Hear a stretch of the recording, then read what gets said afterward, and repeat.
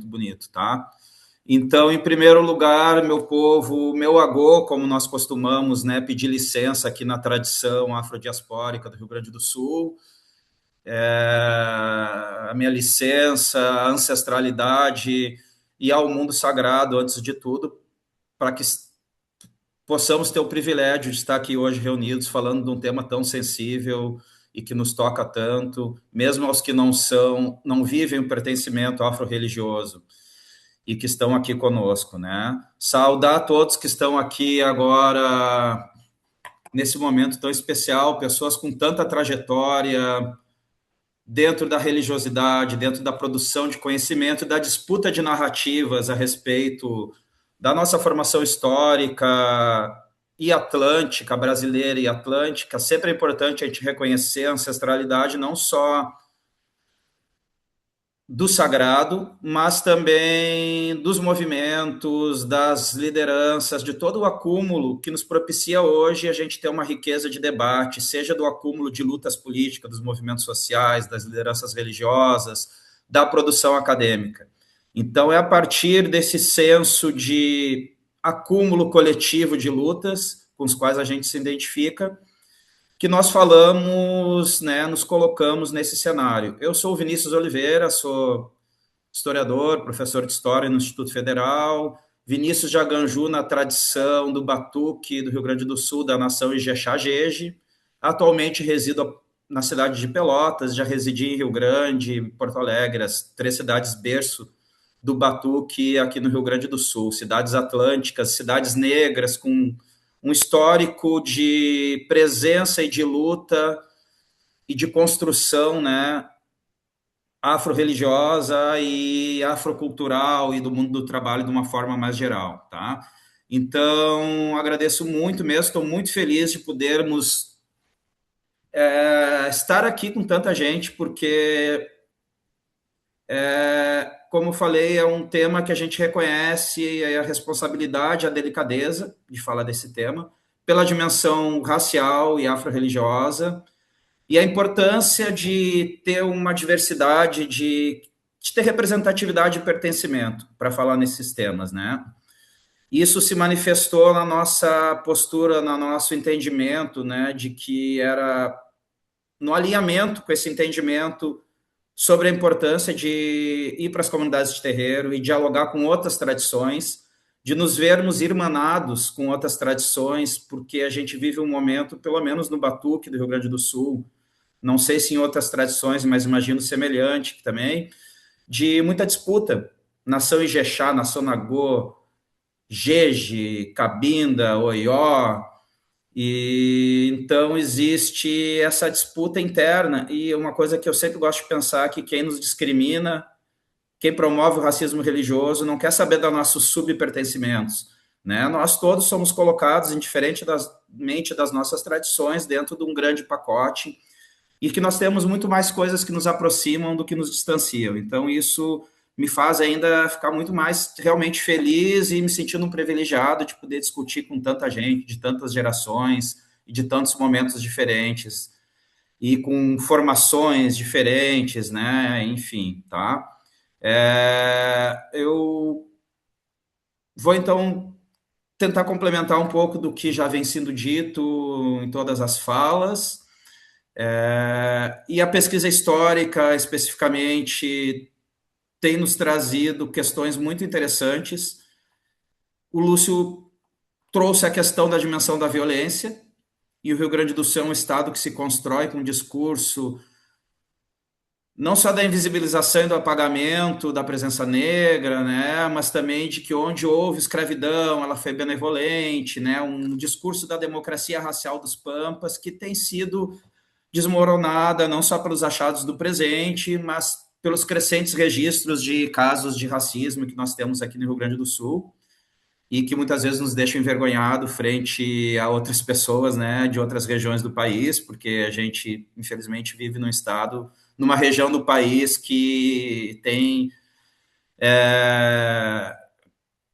reacendido esses discursos, né, nos últimos tempos. Mas o que é interessante é que a gente vê que além da violência, além da dimensão da violência, que é indiscutível na Constituição dessas coleções todas que estão dispersas por vários países, a gente tem uma dimensão de um protagonismo e da resistência muito grande, no momento que a gente se debruça com a oralidade, com a pesquisa documental de períodos mais distantes, documentos escritos. Primeiramente, a gente vai perceber uma grande comunidade de africanos se libertando, particularmente os africanos de origem denominados como Minas Nagôs, que no Rio Grande do Sul era um grupo que particularmente alcançava, ainda que não fossem a maioria entre os africanos, era o grupo que mais conseguia agenciar sua liberdade, construir a sua estratégias de obtenção de alforria, de compra de alforria, com o auxílio de uma comunidade. Então, existia uma comunidade africana ocidental muito bem organizada no Rio Grande do Sul, que, em boa parte dos casos, privilegiava a compra da alforria das esposas para que os filhos nascessem do ventre livre, se apadrinhavam mutuamente entre várias gerações. Então, isso é muito interessante, a constituição dessa comunidade que dialogava com comunidades atlânticas de outras regiões, né? Nós temos o caso do Rafael Francisco Afonso, que foi um africano que se libertou na cidade de Rio Grande, migra para Pelotas, se torna proprietário, vai para Porto Alegre, e ele é um dos tantos, dos 150 africanos libertos que vão retornar para a África, né? Os agudás, como nós chamamos, principalmente para Lagos, que vão conseguir, de uma forma extremamente épica, agenciar sua liberdade, se apresentar em grupos familiares, na delegacia, tirar o passaporte, ir do Rio Grande do Sul para Salvador, e Salvador reembarcar com africanos de outras regiões para retornar para o continente de origem, ainda que não necessariamente para suas regiões de origem. Isso é interessante porque nos reforça essa ideia não só do Atlântico Negro, mas da conexão entre essas comunidades atlânticas e africanas e afrodescendentes em diversos pontos. É interessante que o Rio Grande do Sul tinha entre seus principais parceiros comerciais os portos do Rio de Janeiro, Pernambuco e Salvador. E como que aparece nas memórias batuqueiras relatos orais de que alguns baluartes, alguns ancestrais do passado vieram de Pernambuco. Pernambuco particularmente aparece. E talvez quando se falasse de Pernambuco, se estivesse falando dos portos do norte, né, como na época se referia ao Nordeste de uma forma geral. A gente sabe que a memória, às vezes ela vai amalgamar algumas narrativas e ela não precisa ter uma precisão para ela ser legítima. Então, talvez quando se falasse de Pernambuco, se estivesse falando de Salvador, estivesse falando de Alagoas e de outras regiões, né? Tem figuras como o Kudjobá, como ele é referido pela memória, que seria um africano que veio de Recife e que nós não sabemos nada além dessas narrativas mais antigas, colhidas nos anos 80 pelo pai Tita de Xangô, e que possivelmente é uma corruptela de Oju Diobá, né, os olhos de Xangô. Deve ser o Kudjobá, que era referido como um filho de Xangô nessas memórias. Então, indiferente de nós sabermos exatamente o porto de origem ou de vivência dessas pessoas que teriam vindo do Nordeste, é interessante que reforça a ideia dessas conexões atlânticas. Isso é particularmente interessante para o Batuque, porque nós temos uma difusão de uma ideia que vem lá de trás, né, daqueles primeiros etnógrafos e folcloristas que tinham uma vertente difusionista que construíram aquela ideia de que o candomblé da Bahia foi o polo difusor da diáspora religiosa no Brasil e que o que existiu em outras regiões foram adaptações. E tem autores que falam, não me recordo se é o Bastídio, Arthur Ramos, que vão falar que o batuque era uma versão empobrecida. Né? Era aquela perspectiva da sobrevivência africana e de que aqui nós teríamos tido um processo de pauperização dos fundamentos das tradições. Hoje em dia, obviamente, existem várias leituras que vão justamente falar sobre a diversidade de arranjos diaspóricos, né? Então, acho que isso é uma questão de respeito aos nossos antepassados, a nossa ancestralidade humana, né, que viveu aqui e que rearranjou o batuque com aqueles elementos que eram possíveis, que passava pelo sincretismo que já existia na África. Hoje a gente discute muito a ideia da pureza, mas a gente sabe que as tradições Jeje e Nagô já trocavam muito entre si, com o catolicismo, com o islamismo, com vuduns e orixás se mesclando e se reinventando. Isso já era parte constituinte, né? Princípio de agregação, como o Nicolau Parés fala. Então é interessante como um tema do passado guarda profunda relação com o presente, não só pela continuidade das práticas de violência sobre o povo do Axé, mas também para a constituição da identidade do Rio Grande do Sul. Não quer dizer que nós vamos copiar o candomblé ou o Xangô, não é isso, mas o fato de nós reconhecermos a resistência épica dessas comunidades de se manterem em contato no passado, né? Isso acho que é algo que nos aproxima e me faz me sentir mais confortável aqui na presença de pessoas com tantas trajetórias e tradições irmãs. Então, realmente, eu me sinto muito feliz em poder dialogar com essa imensidade de tradições que é um movimento nem sempre fácil de propor, né, gente? Quando nós começamos, o Lúcio, há 2 anos atrás, vai para a Alemanha fotografa e a gente já trocava, já debatia, já trocava experiências e documentos, reflexões. Ele me mostra esse documento, esse material, a gente começa a falar sobre repatriação e sonhar com isso que é tão, talvez, presunçoso, né? Pensar, colocar 2 estados nacionais a discutir. Uma das questões era, né, que a gente demorou para poder propor era justamente a necessidade de construir algo que fosse de fato coletivo, que todos os espaços e saberes, comunidade de terreiro fosse respeitada, então de construir um movimento que poderíamos, inclusive, ser questionados enquanto legitimidade, né, daquilo que nós propunhamos. Então, esse tempo foi, entre outras coisas, de preparação da própria, no meu caso, de uma preparação, inclusive, de colocar em dia obrigações religiosas para mexer com uma coisa que é tão difícil, né, no sentido que a gente está mexendo com coisas vivas, com energia viva, está acessando um portal para outro mundo, e que a gente sabe que isso é muito delicado, a gente precisa constantemente estar tirando licença e verificando, né, as dimensões aí espirituais, como que o sagrado está se colocando, tá? E no momento, então, a gente deixar alguns pontos mais aí dos levantamentos históricos para a gente dialogar na sequência, tá? E tem algumas questões só que eu gostaria de já aproveitar e colocar. Sobre Dadá, Larissa e demais, a Suelen já vinha conversando comigo e a gente já até trocou algumas ideias, então gostaria de colocar, pena que o Paisele não se encontra. E no Rio Grande do Sul nós temos referências ao Dadá como um Xangô mais velho, né, o mais velho dos Xangôs.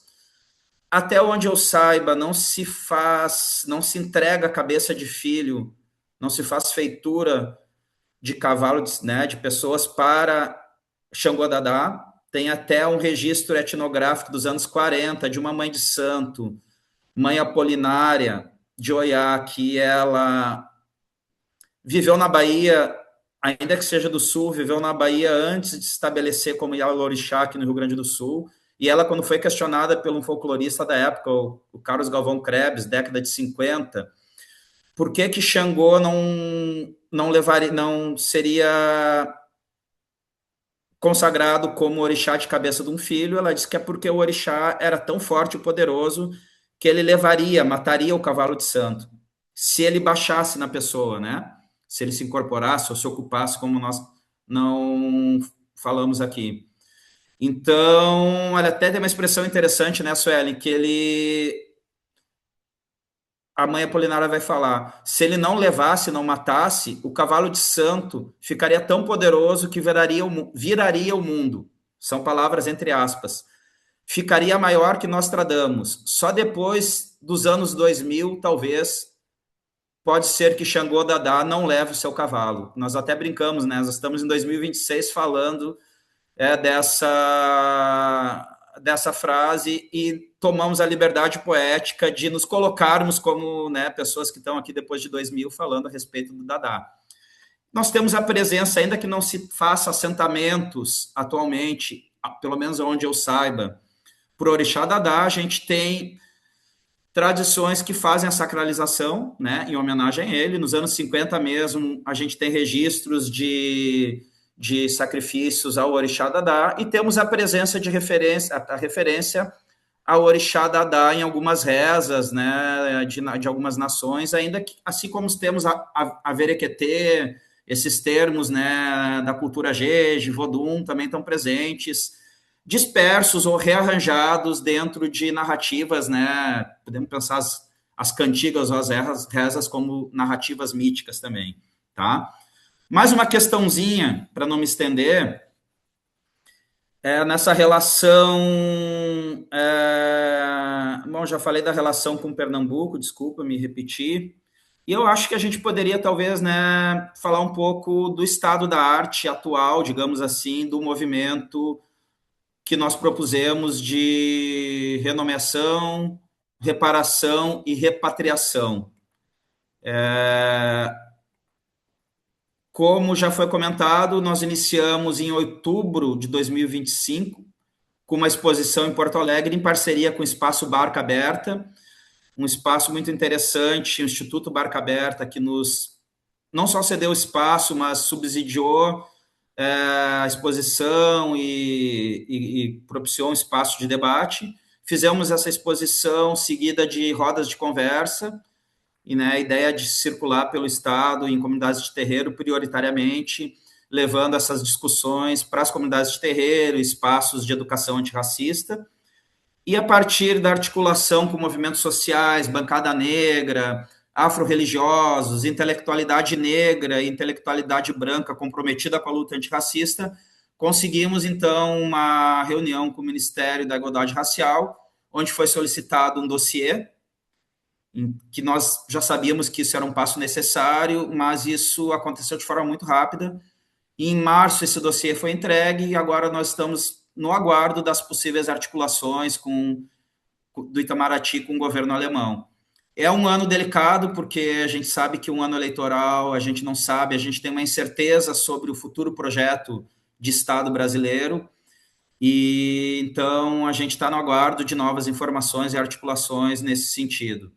E a partir disso foi criado um fórum Coleção Batuque, que é um espaço aberto justamente para a gente tentar concretizar e ser coerente com esse discurso de que é uma construção coletiva. Então, é um espaço que a gente vai formar grupos de trabalho, de pesquisa, de articulação institucional, de educação antirracista, a ideia de um conselho espiritual para o qual há espaço para lideranças de outras tradições que não só do Batuque, né? Já que estamos pensando de forma atlântica. E seguimos, né, gente? São todos convidados a se aproximar na medida das suas possibilidades, tá? E, bom, tem algumas questões para o debate, mas eu vou deixar para, se der tempo, nós conversamos, para que a Nina Fola, nossa pessoa de múltiplas faces, né?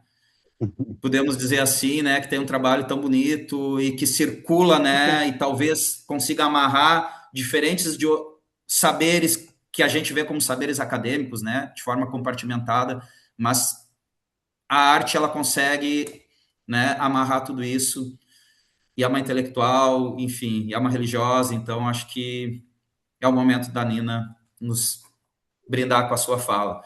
Um abraço a todos, estamos aí abertos ao diálogo, gente. Muito obrigado.